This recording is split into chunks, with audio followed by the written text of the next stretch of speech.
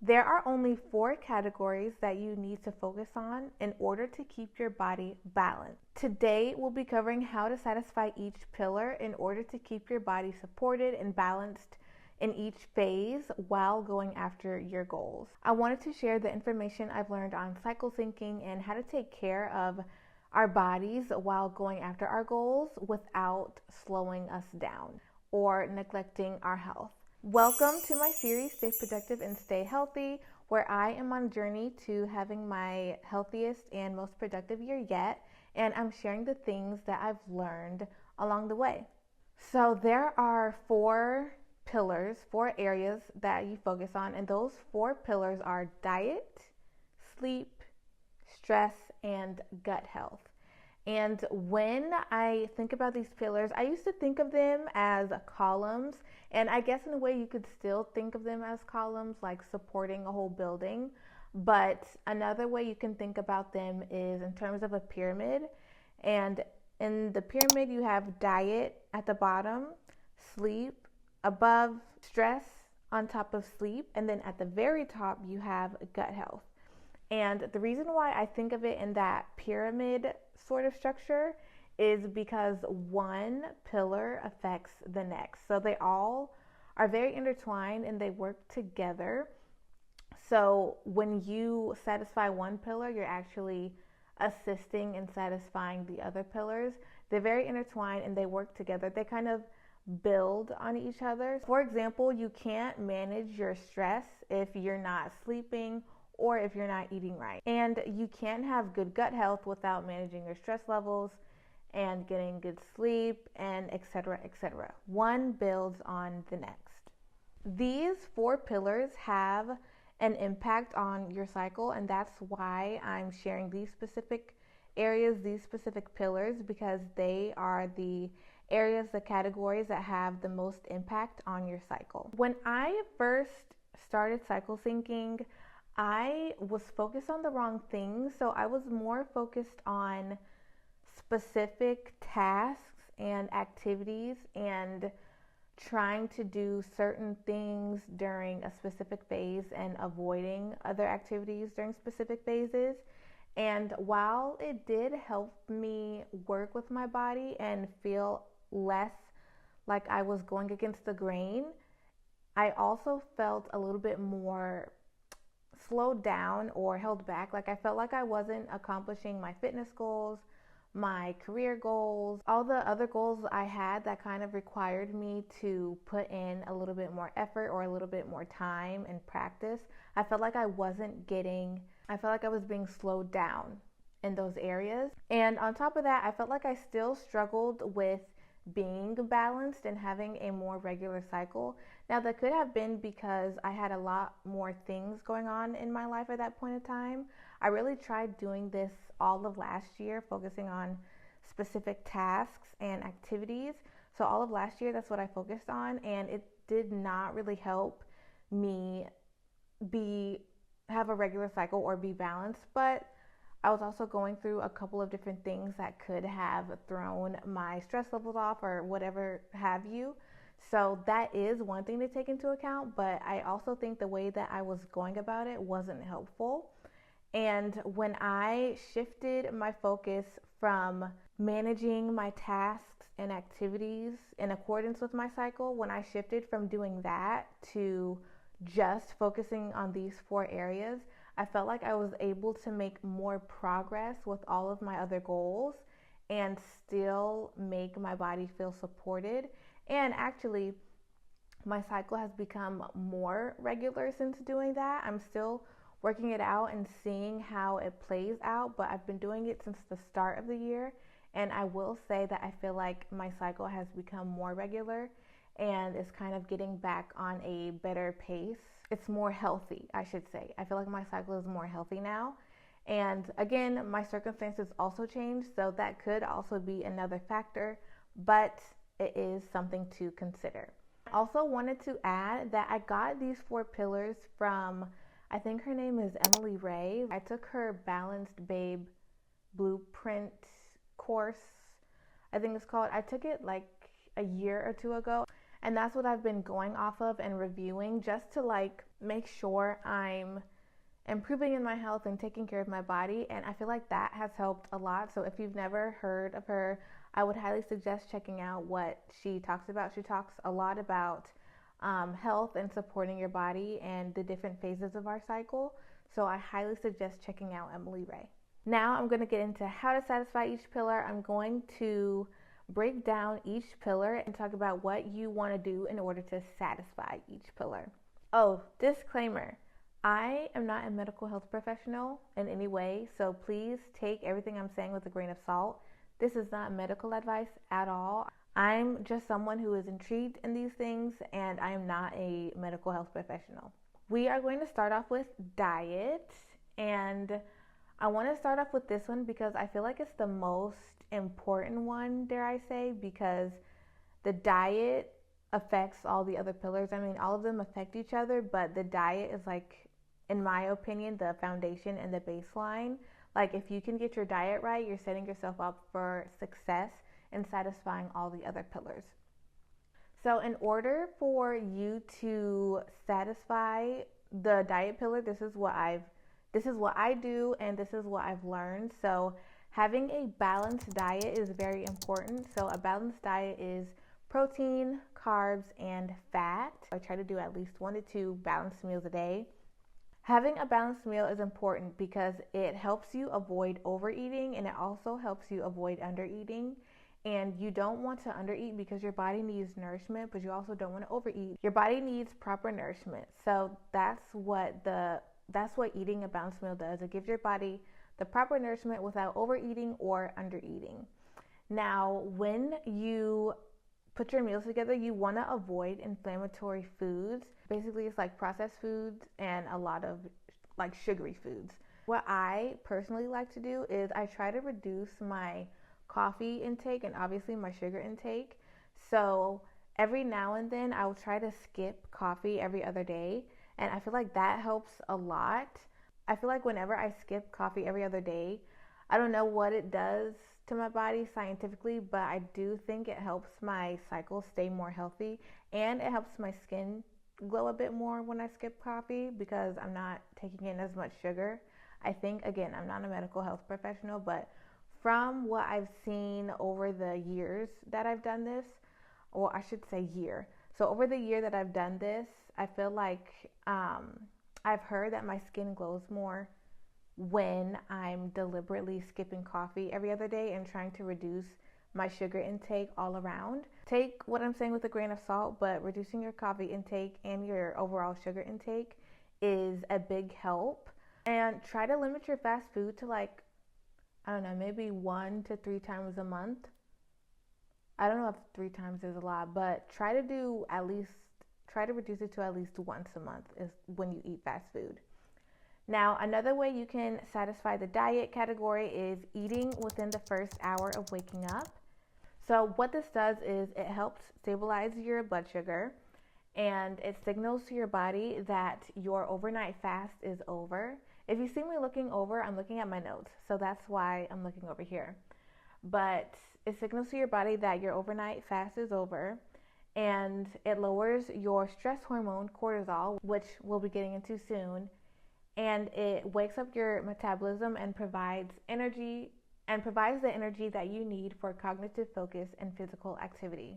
Eating within the first hour for me is kind of difficult because there's a lot of other things that I like to do in the morning. So whenever I try to deliberately eat within the first hour, I just do something small, whether it's a piece of bread or an apple, just something quick until I'm able to finish making breakfast, because more than likely I'm not going to be able to finish making breakfast within the first hour of me waking up. So I just eat something light, like an apple or a small piece of bread or something like that. Another way you can satisfy this pillar is avoid eating late at night.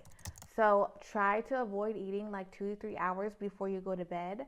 And this is because eating late at night can disrupt your circadian rhythm, and it can trigger acid reflux, it can spike your blood sugar, and it can lead to poor sleep quality. Also, because your metabolism slows in the evening, Eating late at night will make you more likely to store those late night calories as fat. So those are the different ways that you can satisfy this diet pillar: having a balanced meal, avoiding inflammatory foods, eating within the first hour of waking, and avoiding late night eating. And if you can get this pillar right, you'll set yourself up for success for the other pillars and basically kind of do a habit stacking thing throughout the day. Now, for the next section, sleep. This is the second most important pillar. And in order to satisfy this pillar, you want to get 7 to 9 hours of sleep each day. And you want to have a good bedtime routine that helps you wind down and try to get to bed on time each night. Now, you also want to avoid using your phone or any electronic devices before bed. Again, preferably 2 to 3 hours before bed.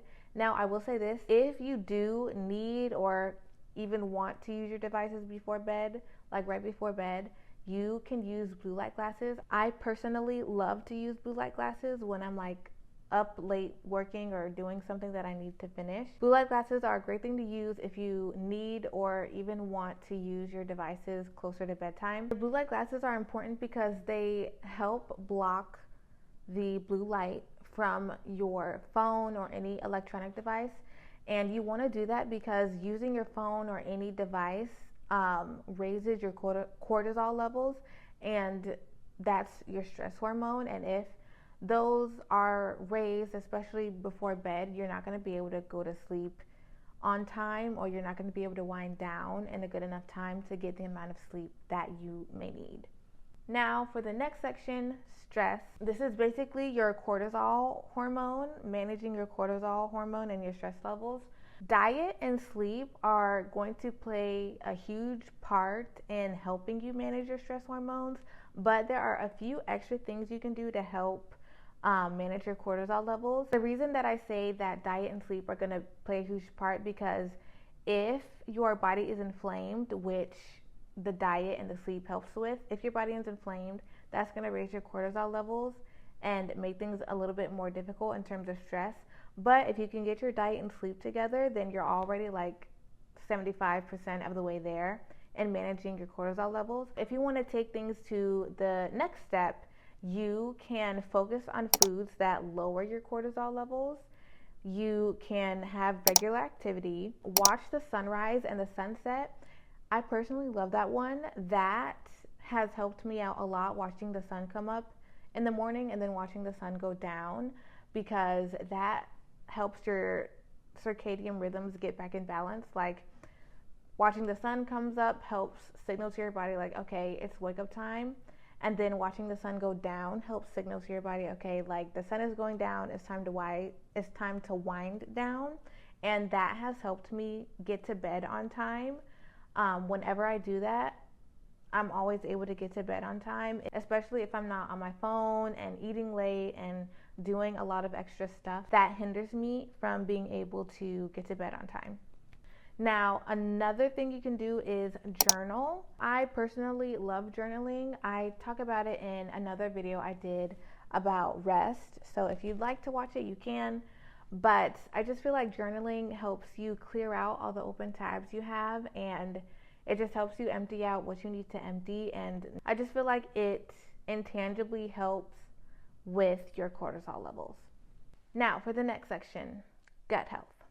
So this last section is the simplest section because it's made up of all the other pillars. So if you can make sure that every other pillar is satisfied, then you basically already have this pillar done. So if you can make sure you're eating right, getting good sleep, managing your cortisol levels, you've basically already satisfied this pillar of gut health. But I do think that one thing that makes a big difference, I'm not sure whether it makes the biggest difference in stress levels or your gut health, but one thing that I do know makes a big difference is getting physical activity. I've noticed that even if I am keeping up with everything like diet, sleep, watching the sunrise and sunset, if I'm not keeping up with my fitness and getting regular physical activity, then I do notice a change in my cycle pattern and just my overall health. So I definitely think physical activity is a big factor in both the stress and gut health pillars. So if you can make that a focal point and a focus for making sure that you nail this pillar and even the stress pillar, then you're good to go. Again, I could be wrong, so take what I'm saying with a grain of salt, but I do think that makes the biggest difference specifically with this pillar and the stress pillar. Now, I also think drinking more water and staying hydrated is another factor that really satisfies and hones in on the gut health pillar. So for gut health, focus on satisfying all those other pillars, and then to take it to the next level and really make sure you're well supported and balanced is getting in physical activity and making sure you're hydrated. Now that I've gone over all of the different pillars, I want to talk about frequency and how often you should be trying to have a good diet, getting good sleep, managing your cortisol levels, and making sure your gut health is good. Now, ideally, we want to be doing this every day, but realistically, that's not really possible because life happens, things happen, and every day can't be a perfect balanced day. I used to think that I had to have every day be perfectly balanced in order to have a healthy cycle, but over time I realized that that wasn't necessary. I'm sure that you've all heard of the Pareto principle or the 80-20 rule. If you haven't, the Pareto principle or the 80-20 rule is a principle that suggests that 20% of your efforts will produce 80% of your results. Basically, with this principle, you want to focus on the high impact tasks, the high impact habits that make the real difference in whatever it is you're trying to do. And in this case, we're trying to stay healthy and keep our body balanced. So what I've realized is I went through my past analytics for my cycle because I track my period on Clue, and I noticed that even if I only had 5 to 6 days of enacting those good habits, I would still have a healthy or balanced cycle. For example, if I would skip coffee every other day for about 1 to 2 weeks and maybe go to the gym, I don't know, maybe like 4, 5, 6 times out of the month, I would still come out with a healthy, perfect cycle. So I realized that I was only doing those good habits around 20% of the time, and the rest of the time I was just kind of like doing what I could do, but I was still coming out with a healthy cycle.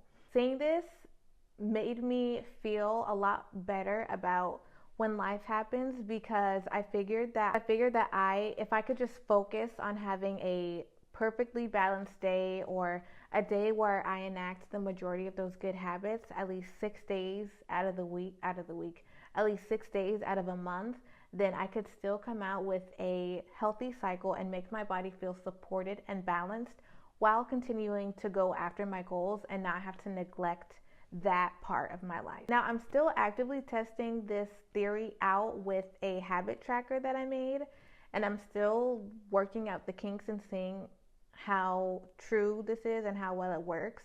But because I have been on this journey for at least 2 years and can look back on past cycles and the habits that I've done over the years, I can say that this seems to check out so far. The main point of this section is that you don't need to have a perfectly balanced day in order to make your body feel supported. But if you can have 6 good days, then you can make your body feel supported and have a healthier cycle than maybe you've had in the past. If you're wondering what this would look like, what all of this information would look like being applied in a day, I'm going to break it down using the 4 quarters method. In the morning, you would focus on getting your sunlight and maybe journal while you're outside, eating breakfast within the first hour, making sure you drink coffee after you eat. I forgot to mention that earlier. You want to make sure you drink coffee after you eat. That'll help with your cortisol levels. Not looking at your phone the first hour, and then maybe even going on a walk after you eat breakfast. And then midday, you can have a small snack for lunch. And then in the afternoon, maybe you go to the gym and eat dinner. And then in the evening, you can maybe go on an evening walk if you couldn't get a morning walk in. And then you can stop eating and begin winding down for bedtime. Now, to give a quick recap of everything we discussed, we talked about what the pillars are and why we should be focusing on them. We talked about how to satisfy each pillar. And we talked about using the Pareto principle to help us satisfy each pillar without trying to be perfect each and every day. Now, I will say, I believe that diet and sleep are going to be the two main things that really set you up for success in having a healthy cycle and satisfying those pillars. Now, everything else that I mentioned throughout the video, like watching the sunrise and sunset, journaling, having physical activity, those are simply habit stacking. And maybe you want to try doing that. One day you focus on diet and sleep, the next day you focus on watching the sun come up, the next day you focus on getting more physical activity in. Doing that kind of habit stacking will help your body feel more balanced and supported without overwhelming yourself trying to get everything done in one day. And you can find a routine that works for you as well. Now, the goal of this video and going over all these different things, going over all the pillars and the habits that you can enact, is to help you keep your body balanced and have a healthy cycle without delaying or hindering any of the other goals that you have going on in your life. Now, and vice versa, it's also aimed to help you accomplish your goals without neglecting your health. I hope you guys enjoyed this video. I will see you in the next one. Remember to stay productive and healthy. Bye.